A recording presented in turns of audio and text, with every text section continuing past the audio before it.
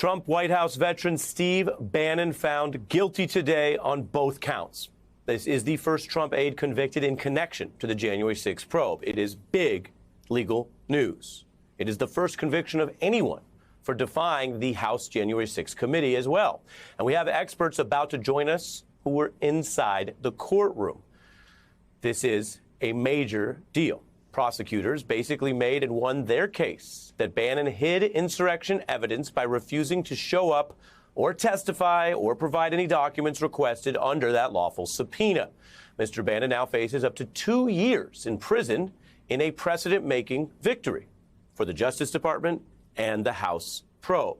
We have a lot to get to tonight and a lot of angles, but this is one of those stories where we go right in with the breaking news to the people who know it best. Former federal prosecutor John Flannery has dealt with exactly these kind of criminal cases and been counsel to 3 congressional committees, which is, of course, how these particular charges began.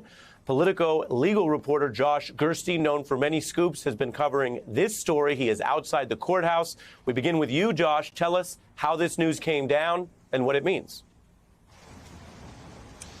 Well, Ari, good to see you. The deliberations were very short in this case. The trial, too, pretty short in terms of actual evidence to the jury. Just 2 witnesses, one person from the House January 6th Select Committee that's running the hearings that have been underway for the last few weeks, and very briefly one FBI agent.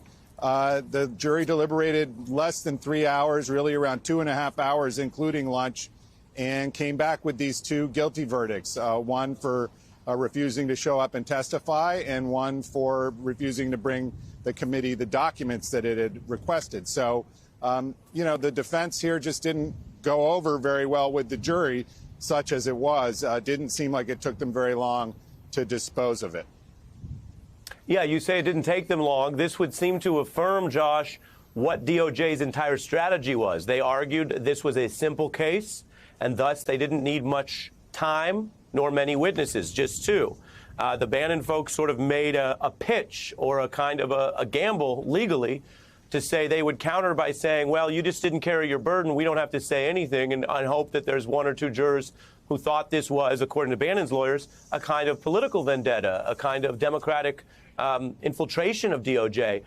Based on what you saw inside the courtroom today, what did you glean about how this fared, how the jury looked, just the sheer speed of this decision?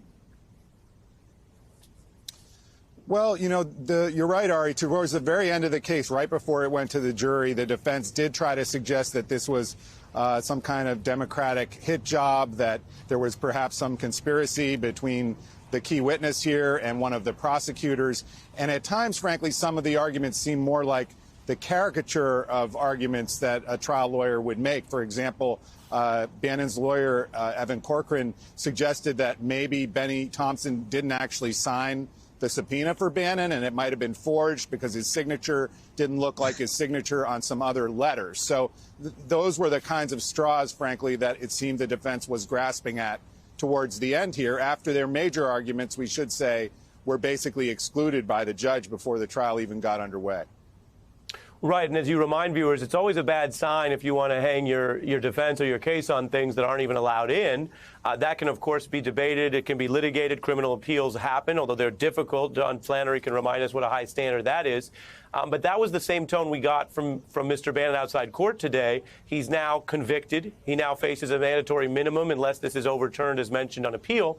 And yet he was defiantly trying to continue his fights with the committee. Take a listen, John. Sure.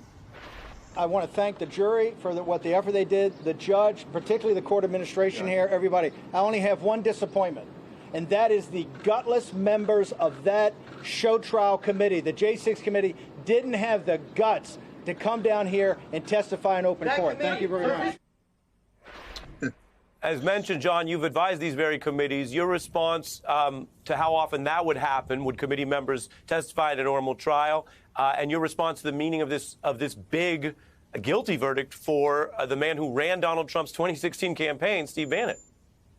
Well, it's very interesting for a guy to say they wouldn't come here and talk when in his own case, in his own defense, he wouldn't talk, although promising a medieval attack on the charges against him.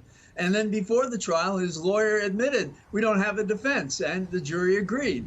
And then we have the lawyer come out and he says, well, I have the bulletproof issues on appeal. Well, it's really more like Swiss cheese, because every issue that he mentioned to speak to the public that I guess he hopes hasn't followed these issues about privilege and so forth have been handled and have been rejected, including by the court, including by the people who appeared before the court, about a man who was not working for the president to enjoy any privilege. And privileges take flight in the face of crime. And of course, this privilege rests with the incumbent president, which is Biden, not Trump. Regarding what this man knows, he was, of course, featured in those hearings, the primetime hearings last night, because he seemed to have knowledge, advanced, premeditated knowledge about aspects of this. And again, I want to be clear. He's convicted today on what was a very basic defiance of a subpoena. Most Americans can't get away with that. No one is prejudging whether what he did around the election rises to a criminal level or not. That wasn't adjudicated. But what do you think, Josh, about why he seemed so intent on not cooperating when he is tied to so many things? And where does this go next? Final question to you, Josh.